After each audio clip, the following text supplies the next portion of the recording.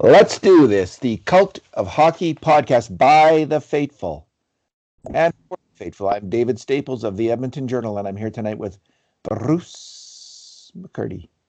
Welcome, Bruce. Hey David, how you doing tonight?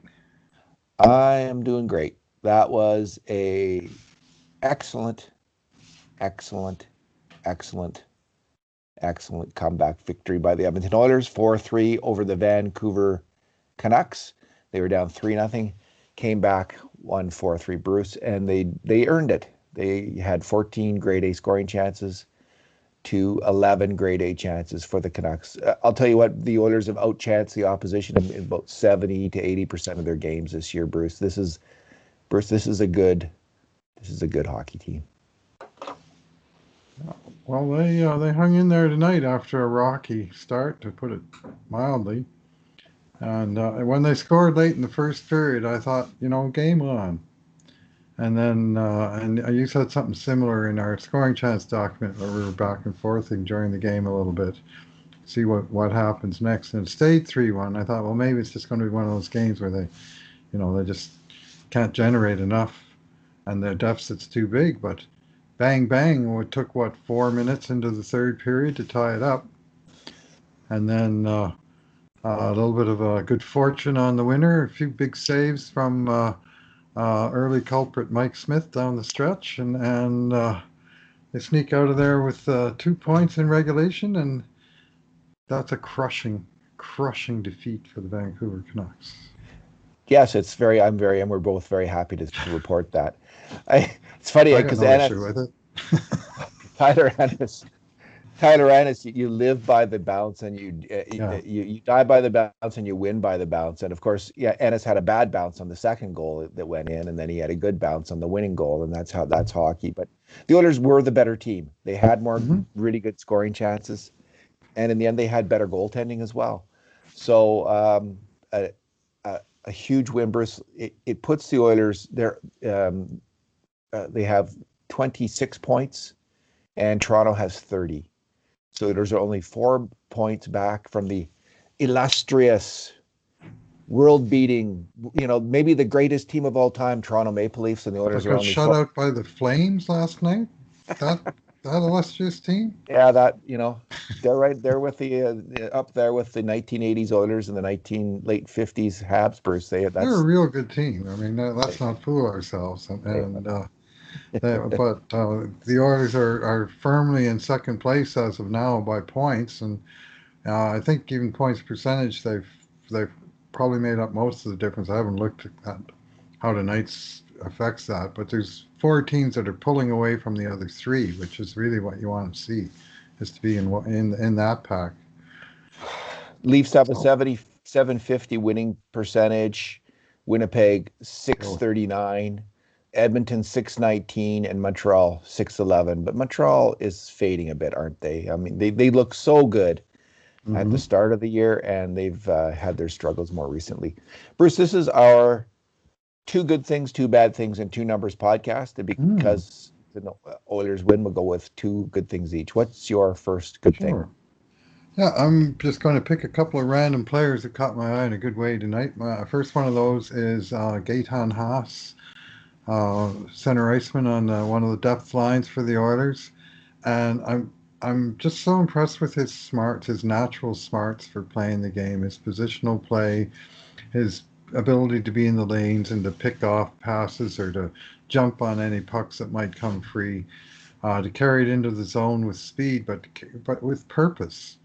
Like there's one simple little play in the first period where he came over the line and he was running out of real estate, so he turned away from the checker just long enough so that when he fired the puck around the end board, through around the corner, the ring around, Patrick Russell had time to get to the end boards and receive that pass. Whereas some players, you just see them blindly fire it away and it go around the boards and come out the other side, and the other team would be with it and moving up the ice. And he just bought that just long enough so that he could complete that ring around pass, and just simple little stuff like that.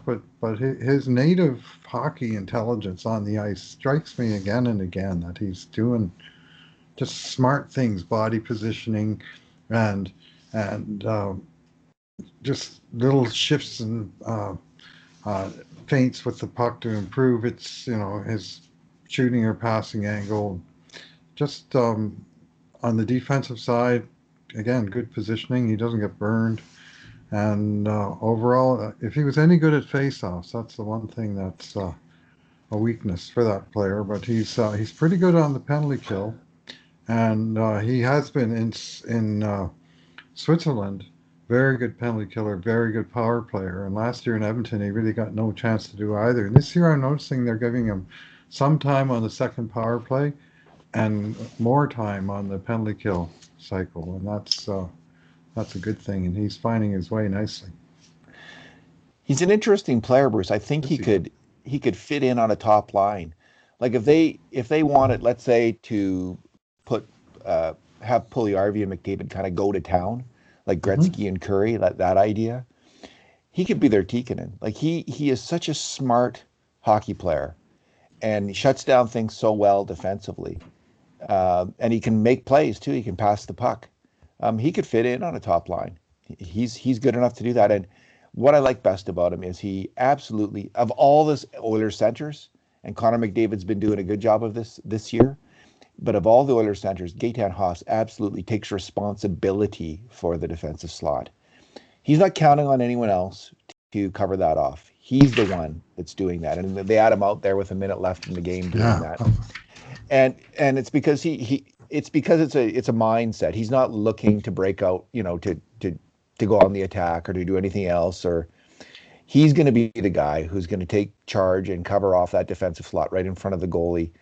And I think Leon Draisaitl could watch his videotape and frankly learn something from him. I think McDavid is, on the third Vancouver goal, Draisaitl was high in the defensive slot. I've mentioned this before. And that's something you won't see Haas do. He'll be down there always taking responsibility and covering it off. And I just really think it's been I'm going to segue to my good thing because I think my first one is four good lines.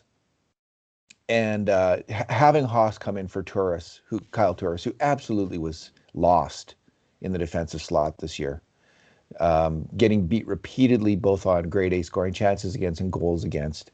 Having Haas come in there and be the opposite of that has made all the difference for that bottom line, whatever you want to call it, third, fourth line. That line of Russell, Haas, and Chason was strong tonight. They didn't give up hardly anything in their own end, and they made one nice scoring chance play. The third line, had a few grade A chances against and was out for a goal against on that bad luck deflection from Ennis, frankly. But they were out for the goal. And that third line, I really liked Ennis move down from the Draisaitl line back onto that line because I just think he makes a real difference on that line, gives it an offensive edge, which is otherwise missing. right. But Kara, Archibald, and Ennis is like, Bruce, we finally have two bottom lines that can outplay the opposition's bottom lines. Huge factor in a game. And then when you combine those with the top two lines tonight and any night, I mean, the first line is a fantastic line now that Puljujärvi's going with McDavid and RNH. They're starting to convert a little bit more. McDavid missed his breakaway chance tonight. But other than that, they are Nugent Hopkins scored a couple recently. This line's going, and then the Draisaitl line was just fantastic tonight, and on the attack especially, there was some magic moments with that line out there. So four good lines, Bruce. When can we say that last happened on the Edmonton Oilers? Like 2006. Is that the last time? Maybe. Well, What about 2016, 17? Did they have? They kind of Letestu. Who was else? Who was in the fourth line with Letestu Letestu? on the third line. I think Yeah, were they the fourth? I'd have to read because once they moved Draisaitl up with McDavid, then they had Nuge on the second line. Anyway, they certainly had a pretty solid. They had a pretty solid team. They had David Deharnay. They got at the deadline. that's right. Remember? Yeah, that's So right. You could and probably say then they had four decent lines at least, So that was one time, but this, Bruce, you got four good lines, three solid pairs of defensemen, and if you get any kind of goaltending, you're going to do exactly what the Oilers are doing right now, which is start to win a lot of hockey games. So, Well, that bottom six has been bringing it ever since Jujhar Khaira got back in the lineup. yeah, And we've been seeing solid performances from both third and fourth line, whichever one is which. I mean, most nights are about the same in the ice time duties, and they clearly have they function in different ways.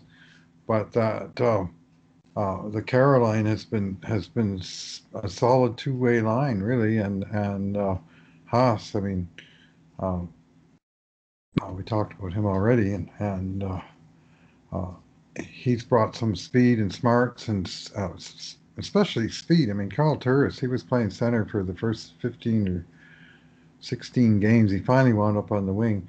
I was looking at our grades the other day when I was doing the segment review, and Carl Turris played 18 games before he got banged up in a practice. And of the 18 games, he got a grade of 5 or more, which is average. 3 games out of 18. All three of us called the hockey graders just kept seeing him bad. That's mostly fours, a couple threes, not any ones, and like totally terrible, but just nothing positive and little negatives or major negatives night after night. And once Kara came back and Haas got over whatever it was he was dealing with, all of a sudden there was no room at center anymore for Kyle Turris, and the Oilers have been a better team since that happened. yeah, Kara's the surprise, right? Because I wasn't. Yeah. Come on, who was expecting Jujhar Khaira to step up as the third line center on the Edmonton Oilers a month ago? Even No, his fans, no one, even no his one. fans were starting to think he's going to need to go somewhere else to get another shot. So, Well, we were his fans, like you and oh I. yeah, I know Like I'm a fan, but we I liked him thought in the I thought past, and he we was he thought had that. one foot out the door, and Yeah, when he had such a poor start to the season. So I got to ask you though. I mean, we went to such trouble to pronounce Philip Rovery's name all year. Now that we've heard Harna Ryan sing pronounced Jujhar Khaira, are we going to be able to handle that one? I heard that he had I pronounced thought it it was correctly, and then great. I never heard him say it. So how do you Khaira. pronounce? He had How do you? well, I'm having trouble with it now, aren't I?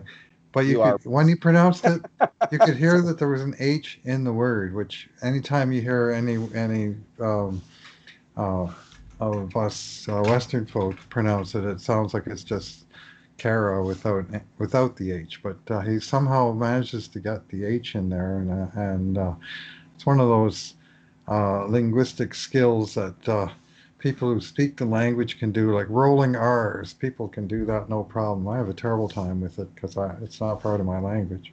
So I like, good luck with that. Harna Ryan Singh had it perfect.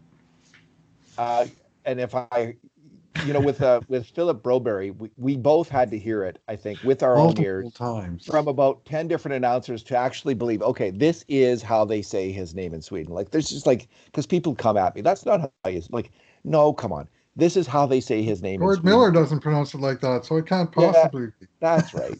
So if I heard Jujhar Kahara's name pronounced Kara. correctly by There's not a third syllable in there, but the yeah, H is squeezed in there I'd somehow. have to hear it a lot And it before I sounded gave it. perfect. As soon as I heard it, I thought, oh, that's how it's supposed to be said. And I tried to do it and I couldn't. There's some if you there's some letters and words, like some sounds, that if you don't grow up hearing them, Right. sometimes I think I've heard from a linguist, you can't even hear them, let alone pronounce them. Like, you can't do it. And the rolling of R's, if that's what that one is a difficult one for people who grew up speaking English and no other language, such as myself. I don't know. Maybe you grew up speaking. Did you grow up speaking French as well, or? Not a lot. I grew up reading and listening to French. Yeah. What French I learned, I listening to René Lecavalier doing Montreal Canadien radio broadcasts. Listen to a game in French. Cool. Understand the names, understand the crowd noises, understand the PA announcing in the background, and got to learn, some of the French words, after 5,000 times of hearing La Rondelle, I decided that must be the puck. But it was me pretending to be asleep with the transistor radio under my pillow, listening to the hockey game in French on Sunday night because that was how I rolled. Yeah, Still all I good. had to go on with was Foster Hewitt's pronunciation of Ivan Cornway's name. Honoir. Uh, or whatever he said. Hey, so Bruce, what's your second good thing? Oh, I'm going to go with another sort of out of the limelight player, but I'm going to give some love to Caleb Jones, who returned to the lineup after a lengthy stint upstairs in the press box, which lasted all of February until tonight. He sat out 9 straight games since being beaten by Drake Batherson's power play goal against Ottawa, and that was the second time in a short time that he'd been beaten for by not filling the lane on a power play. And clearly, Dave Tippett was not impressed. And at a certain point, Dave Tippett had an issue where he had 9 defensemen available, but with Tyson Barrie and Evan Bouchard, both regulars in his nightly lineup, neither of whom killed penalties, and he didn't trust Caleb Jones to kill penalties, so he was looking at the other options like William Lagesson, Slater Koekkoek. Well, those guys are both hurt now, so he had no choice but to put Caleb Jones back in. And Caleb, to his credit, I thought he had a fine game tonight. Was skating well, wasn't really yielding anything, moving the puck north. I mean, when he was on the ice at even strength, 11 and a half minutes, 13 shot attempts by the Oilers, 3 by the Canucks, 13-3. And when his partner was out there in a slightly more time, Evan Bouchard, 16-6. So that third pairing held its own and then some. And Jones was indeed the choice as being the second penalty killer because Barrie and Bouchard were in the game and they didn't play a second. And of course, the main unit of Nurse and Larson played a little over 3 minutes of the 4, and Russell and Chris Russell and Jones played a little under 1 minute, but he was the choice and he got the job done. He in the penalty killing unit. Particularly loved the play he made in the first second period. Yeah, Send late in the Nuge second. away. Send Nuge away, where he sort of stepped in and took command of a puck just inside of his own blue line and instantly wheeled north with it. Looked up, found Nuge with a good headman pass, and Nuge was away and rattled a rocket off the crossbar, which easily could have been an assist for Jones, but it was just uh, the kind of thing that he should be good at. He's fast, he can skate, he can move the puck, and he showed all of those skills in that very short vignette. And the puck went from being in a somewhat dangerous position against to being in a very dangerous position for in about 2 seconds. But there were 2 very good seconds by Caleb Jones. He took a step towards winning back the coach's confidence. Hmm. Bruce, I think he's been the victim of some bad puck luck and bad goaltending this year. He's made about the same amount of mistakes on grade A chances, same rate as a player like Chris Russell. It's just very few by luck or by hook or by crook. Very few of those chances with Russell ended up in the back of the Oilers' net, but with Jones they did. And in a small number of games, that really does come down to bad puck luck. And so I think that's given this impression that Jones is not as solid a defensive player as he is. I think he's a better player than Chris Russell at this point. I think that maybe he needed to learn a lesson on the penalty kill. When given the chance again, I suspect we will see him block the snot out of shots coming his way because he sat a month because of Austin Matthews scoring against him there on that shot that Jones didn't get out there and block. There might have been another one. Yeah, So Jake Batherson, 2 games later, same problem, and that was the one yeah, he got punished for when it happened yeah, again, second two, time. yeah. So And he played like 4 minutes total on the penalty kill up to that point, and he was directly sort of burned for 2 goals against. So sure. very small sample size, but it did not look good on him. And because of the penalty killing issues with some of the other defenders they had, it cost them. It cost him time, but I'm delighted to see him respond in the manner that he did tonight. That was a very good game from a guy who hasn't played for 3 weeks. Yeah, it was. And I love it. Like in the old days, on your bottom pairing, and during the dead puck era, you'd have two big Bobby Clobbers out there.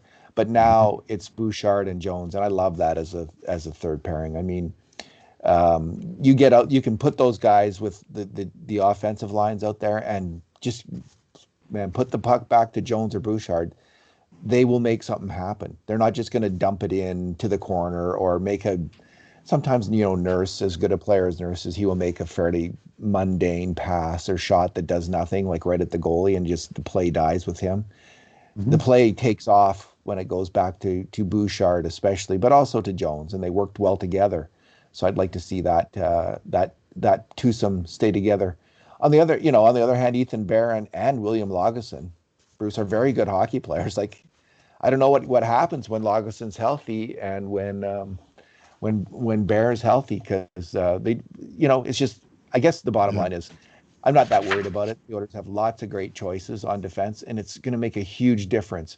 I think if other teams had lost three defensemen to injury, like the Oilers just did, that it would really sink them. Hmm. But this is a testament to the depth that the Oilers have now on the blue line. Four defensemen when you count Oscar Klefbom, of course, who's on injured reserve all year. I mean, they're trying to fill in for him, and now they lost three other guys in the process, and they're still. They're filling in for Oscar. I'll say that. Like I know that you know, you know, Oscar Klefbom is a fine hockey player, but last year, in the last couple of years, he's been playing hurt, and I think it's impacted his results. So, he's missed. But if he had been, and he's missed on the PK especially, but they've filled in for him at even strength just fine. Bruce, my second good thing is Leon Draisaitl, and he's such a brilliant hockey player. And I do criticize him often for his defensive lapses because I see him as he's always using his head. He's a very smart player, but sometimes I think he instead of just physically taking command of the defensive slot, he's trying to play the passing lanes, pick off passes, and get a break. And you'll often see Yamamoto or Cahoon covering for him down low when I think he should be there. He should make up his mind he's going to do that job. So But this is your good thing? yes, this is my good thing. His passing, Bruce, tonight was out of So, this world good. It was just out of this world good. From the Cahoon's first goal, which he set up with the cross seam pass, to the sequence early in the third period, where first he gets the puck in the slot and puts a beautiful backhand pass over to Yamamoto, and then on the rebound play sets up Cahoon for the wide open net shot. But the best pass of all mhm, was the power play pass, mhm. where the puck, Nugent Hopkins I think puts it down to Chase on. Chase on such a excellent power player, by the way. And he immediately All right. puts it over to Draisaitl in the slot, and boom, it's red on McDavid's stick. He just knows exactly where McDavid is, and in traffic, he hits him Mhm. with a perfect pass, and McDavid has all the time in the world to score. So that win was orchestrated as much as anyone by Leon Draisaitl's offensive excellence. He is the best passer of the puck in the NHL right now, I believe. Well, he led the league in assists by a goodly margin last year, and he's trailing McDavid in that category at the moment. I'm not sure. I haven't looked closely at that specific category, but I know he's up obviously near the leaders because most of his points are assists, and he's second in the league in scoring. But his passes on the goals. I mean, that one sequence early in the third that you mentioned. I mean, he started that play deep in Edmonton territory, winning the puck and making the breakout pass up the boards. And I think it went Draisaitl to Yamamoto to Cahoon, back to Draisaitl, and back to Yamamoto uh, for a great shot. That was Demko was barely kept up, and I thought Demko was going to freeze it, but Leon went in hard to the rebound and fished the rebound out of the traffic, pulled it out, found Cahoon cross ice, put it on his tape, and of course Vancouver at that point was chaos, and it was a fairly easy finish for Cahoon. Did the Canucks ever melt in that game? Wow, it was just like watching the Oilers in years past. Honestly, like when I'm watching the Flames and the Canucks right now melt down and not get it, it's so reminiscent of those weaker Oiler teams, the way they lose games and just let them slip from their fingers. The win. Leon, by the way, Leon Draisaitl has, if these stats are updated, sometimes it takes a while for the NHL to update its stats. McDavid has 25 assists and Draisaitl has 23, second best. Marner's got 21 with a couple games in hand. Patrick Kane, 21. And Quinn Hughes of Vancouver has 19. Bruce, what's your bad thing? I'm in the first period. Both the second and third goals. In fact, we should probably do your bad thing first, so we can do these. Okay, I'll do mine. Sure. Okay. I'll let everybody guess what your bad thing is. Yeah. Well, speaking of when the Oilers were a bad team and the way they lost games, the first shot on net going in, especially when it's an absolutely nothing shot, is almost always a killer for a team. It's very difficult for a team to come back from that. And that's what happened to the Oilers tonight. It was everyone saw that, if you didn't see the play, it was like Horvat coming down the wing, shooting from the corner at net. And I don't know how it went in. Went right through Smith. Somehow. I don't think Smith ever touched him. No, I was right along the ice from a low angle. You would think it would be hard for the goalie to get out of the way and not touch it, but it went under his stick, and I think it went under the little bit of his pad, where the down by the ankle, and it was just somehow went right through everything. But he made up for it later on. Like so, how do you come back from that? And then of course there's the deflected goal next. But how do you come back from that? Well, Mike Smith came back by playing just a whale of a game, and he had two fabulous saves. The breakaway save on the short-handed shot, was it Roussel who got that shot, and then a tipped shot or a rebound shot halfway through the third. First there was a difficult shot from Sutter, and then there was a rebound shot that was absolutely a 5-alarm chance, and he managed to get that. Bruce, he just was fantastic. And I have to say, Jack Michaels made a comment about 10 minutes left in the third that he didn't think Mike Smith was going to make another mistake. Mm-hmm. And maybe it's the Canadian me that thinks, how can you say that? You're jinxing the goalie. It was kind of a ballsy thing for Michaels to say, but he was right. And you do get this sense with Smith that when he's focused and when he's on, first of all, he's moving the puck so well, really helps his team immensely. But he's also zeroed in on shots, and Michaels obviously felt enough confidence to make that call. And Jack, you got it right, so good work. Yeah, he did slam the door after that. But I mean, that poor opening goal, I think that kind of opened the floodgates all the way to 3-0. Yeah. So, which will go to my bad things, which were the second and third Vancouver goals, both scored off of face-offs in Edmonton territory. Both scored off of scrambled draws in the Edmonton territory, where Vancouver wingers, the supporting players, won the draw after the centers kind of tied it up. And so my bad thing was the Oilers wingers support on D-zone face-offs for specifically those two goals. But it's a small detail of the game, but it's a detail that can show up on that big scoreboard in a flash if you're not doing it right. And it happened twice. After the second one, I was just face palming and saying, "Well, this is not going to be our night now, is it?" But they kind of cleaned up a lot of the D-zone stuff, and when they did have a couple of breakdowns, that was when the netminder was there when they needed him to be. But the first period was by far the worst of three. I don't think there's any doubt. Yeah, they came out flat, that's for sure. And then Smith's play obviously didn't help. The ref Bruce, on that play, did you see that? Like he was kind of in the way and he was trying to do this ballet move to get. I think that may have been a distraction, but it was just so weird. Like, uh, a friend said that he thought the ref screened him at first, and I looked at him. No, he didn't screen him, but it's just he did this wacky move to get out of Horvat's way, and it was just a weird one. let's move on to our numbers. Bruce, what is your number?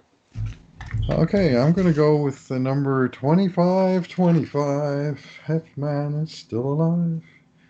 Remember that song, Zager and Evans, in the year 2525, Oh, 1969. I remember. I don't Summer of remember the song, Love. but The I did Summer of hear it. Love. Yeah. Yeah, anyway, 2525 is the amount of ice time recorded by Dr. 25, Darnell Nurse, tonight. Down 5 minutes or so from what he did on the weekend. Exactly 25 shifts, 25 minutes, 25 seconds, number 25. Second time in this month that he's had exactly that ice time in a game. You couldn't But resist that, Bruce. There no, was no, no no, that's way. right. No, Once I you couldn't saw resist that, that. There's lots there of was good no numbers way tonight, on but earth. that's the best one. Wild And horses would take you away from that one. but the key Another number for 1970 him, song. yeah, 9 seconds, was after two failed power plays with Tyson Barrie on the point. They put Darnell Nurse out for the third power play. They won the face-off back to him. He started the sequence. He didn't get a point because all the other forwards touched the puck after. Um, but he was on the ice for 9 seconds, and the power play did more good things in those 9 seconds than they'd done in the previous two power plays, I think. So it was an interesting choice by the coach, but it was, to my eye, a night that Tyson Barrie was struggling, and he just decided let's change it up. And Darnell's he doesn't play much on the power play, but when he plays on the first unit, he's been getting points this year. He didn't get a point on that one, but the unit did, and that's uh, for those many people who are totally terrified by Nurse's next contract. They have to hope that he doesn't get a lot of time on the power play because if he ever did and started racking up extra points there that sort of naturally accrue to a regular power player, that would really put the hurting on that next contract number.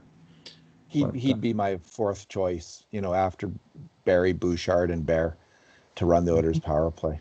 But maybe there's something about that left shot. Like everyone was saying all these years, we need a right shot on the Oilers power play. Like, God, we just need that right shot that you can get set up for the one timer. And Barry's one timer has been good now and then. But maybe there's something about that left shot. I think it has to do with the Nugent Hopkins back pass, patented back pass on the power play, working a lot better if it goes to the left shot guy. It just then zings over that much faster to Draisaitl on the other side. And without that, that's been a little bit off because Nuge hasn't been able to hit Barry just in stride and make that. It's that play hasn't worked as well with Barry I as was going to opposed to pull it Klefbom. into the middle of the ice, and if you pull it in the middle of the ice and the guy isn't where you think he is, it's a breakaway because it's going right through the center Yeah, circle. it's a Whereas if you're more pulling it up dangerous. more up the boards, and even if you happen to miss Clef, which they never did, because Clef, one thing he did was he went to spots. He was always in the spot.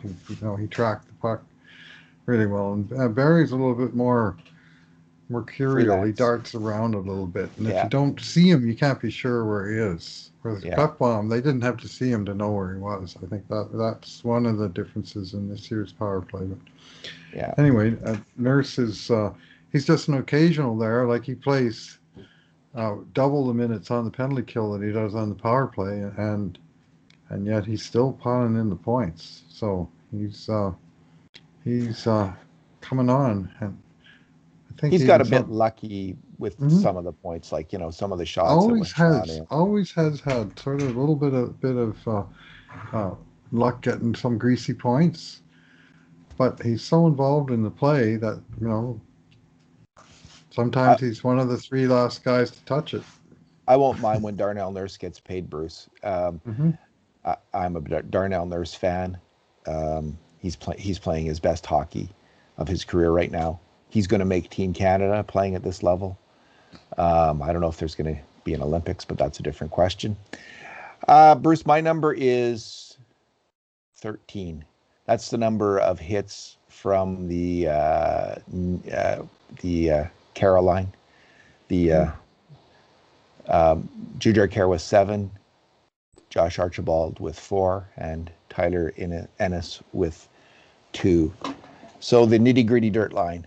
They got down and dirty tonight, Bruce, and they were laying on the body. And I can't recall like they were smaller hits. I think generally speaking, I don't recall any like massive hits, but just that style of play leads to good things. So yeah, they've been bringing it, them.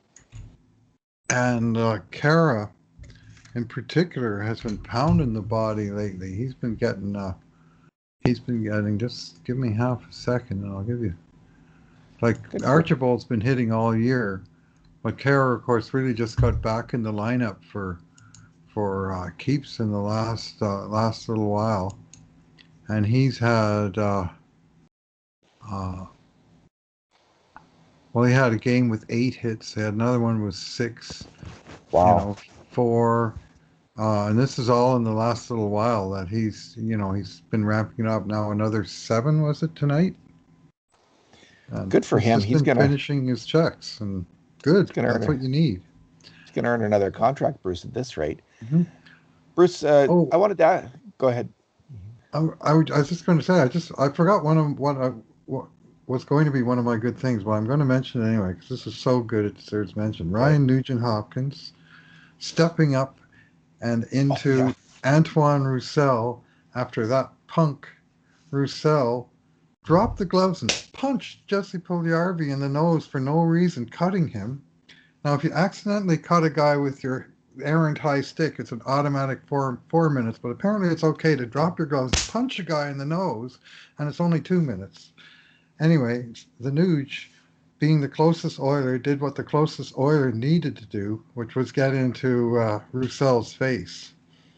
And fantastic. It was fantastic. Yeah, I love it. And Roussel later, Roussel later.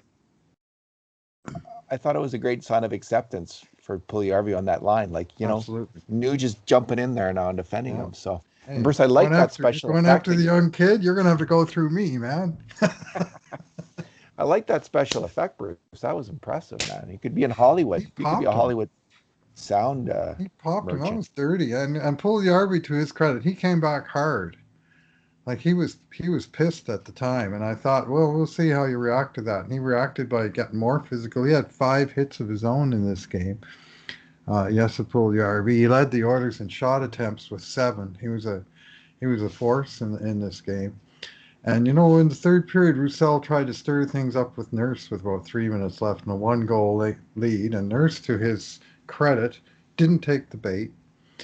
But we'll see what happens on the rematch on Thursday night. I personally have a long harbored dislike of Antoine Roussel since his days with Texas Stars during the 2012 lockout when the Oklahoma City Barons played Texas Stars about 40 times in a row. It seemed like, and Roussel was on that team, and he was filthy, filthy. He made an absolutely dirty play on, it was either Eberle or Justin Schultz. Mm-hmm. As I recall, I'm just going to Google both, it. Probably more than once. Yeah, he was a real. He's Matthew Tkachuk's mini-me. Bruce, I just want to ask you, what did you think of Cassie Campbell's comment about Austin Matthews being a better, more complete player than McDavid and a better defensive player? Yeah, I didn't hear the words out of her mouth. I read the quote and I thought, well, she was defending one aspect of his game. I wasn't sure that she was saying he's straight up the better player, but she was saying better defensive player. And of course, McDavid now has a reputation that he's trying to shake of not being a particularly great defensive player, and I think he's made huge strides this season. I mean, we in monitoring the scoring chances, we're watching for this stuff. And he had a couple of bobbles tonight, but he's been way stronger. But Austin Matthews, it's not just Joe Thornton that says that he's a potential candidate for the Selke Trophy. I mean, he's gotten rave reviews as a two-way ace, and I think he got a lot of Selke votes last year, if I'm not mistaken. And there is an element of people out there that so hates Toronto that they want Austin Matthews to be a complete bust. Well, I hate to break it to you, Austin Matthews is a fantastic hockey player. He is really good, but I'd rather have McDavid. Indeed, Bruce. Indeed. I think I'd rather have Leon Draisaitl as well. Um, More that's I think likable. where the debate may be. I can't speak, and I wrote a post about this. I can't speak Mhm. to Austin Matthews' defensive game. I haven't paid. I don't watch him every game, and I just maybe Campbell watches McDavid and Matthews every game and watches enough to have an informed opinion on that. She certainly, I thought she was saying that she thinks Matthews is a better player right now. That's what I listened to her what she said, and that's what she was that's what she was indicating. I mean, she was essentially asked how McDavid is better than Matthews, how he separates, and she kind of turned it around and made it into the other. So nonetheless, hey, maybe Matthews is Bruce a better. 3 chances we're going to get to compare them head to head next Yeah. week. A 3-game series. The first one for the Oilers, Toronto at Edmonton. What I think, Bruce, this is a great debate, and it's going to be the debate of the season. Who's going to be the MVP, Matthews or McDavid? As long as neither of them gets hurt, that's going to be the debate all year long, and it's going to be a fantastic debate. So, but good luck arguing against Connor MVP in the end, Bruce, because uh, he is the best player on the planet Earth right now, and he is playing the best hockey he has ever played, the best two-way hockey he's ever played. He's come a long way in the defensive zone, and his attacking is just out of this world at a completely different level than anything we've seen in some time in the NHL. That play right after he tied it on the power play, and it was what, 10 seconds later that he rang a rocket wrist shot off the crossbar? Oh, Yeah, he just just gets out of going. nowhere, right? And it Yeah, was on his, and he exploded, and the puck exploded off his stick, and not quite bar down, but it was, I mean, he rang two off the iron tonight, and he got the big game tying goal and involved. I don't know how many scoring chances you'll have that number, but he was. from Uh, from what I've seen of the Leafs, Bruce, this year, we saw them in 4 games so far. The Oilers, I thought outplayed them overall, had the edge in those games. They were 2 wins each. The Leafs obviously have a better record than the Oilers right now, so we'll see. We'll see how it plays out. I would love to see the Oilers challenge the Leafs, obviously, for first place overall, and I expect that's going to happen. McDavid was in on 6 grade A chances tonight, which is about his average. It's a little mhm. bit below his average, which is astonishing. Like it's more than a point. It's more like last year he was in on 5 grade A chances a game. This year he's up to more than 6. And Wow. as great a player as Draisaitl was last year, he just was at it was like 4.8 per game last year. So that just tells you, the level of attacking that we see from Connor McDavid. Well, Bruce, let's leave it there for tonight. Maybe is that it? Are you doing Well, the game grades? no, Kurt's doing the grades tonight. I've got Thursday night's game. Okay, I So I, I was away and thanks for both of you guys. I loved actually. I loved listening to the podcast, thank you. hearing you It was guys, fun. and it just reminds me of why I think people like this podcast. The people who do Mhm. like the podcast, we're Oiler fans and unabashed Uh, Oiler fans, and we like talking about our team, and are willing and able to do so at great length. No, So we got that's lots what of that's nice what we feedback, and thanks to the folks yeah. for that. We do read the comments on YouTube. That sometimes hundreds of comments. It's amazing, Great. but uh, it's fun to do and chat about our team, and it just felt like it was a road trip where the driver went and had a sleep in the back seat and gave me the keys to drive for a couple hours, and Kurt came up and rode shotgun, and we kept on talking about the Oilers. It's funny not doing. You did the scoring chances and I reviewed them, but not when you're just watching the game because I watched those games. But when you're not doing the scoring chances, for me at least, because it's kind of a religion and I've done it for 10 years in a row now. If I don't do that work, I just feel like I haven't ingested the game. I don't comprehend it. I Right. don't really. I'm not really able to comment on it that much. at this point because I don't feel confident in my opinion of it. So that's always an interesting feeling to be not do that work. So that's part of the reason I do it to make sure that I'm on all those key plays. I know what exactly happened, or as much as I can. Thanks again, Bruce. Thanks for talking tonight. All right. Thanks for listening, everyone. And in the meantime, and in between times, this has been another edition of the Cult of Hockey podcast.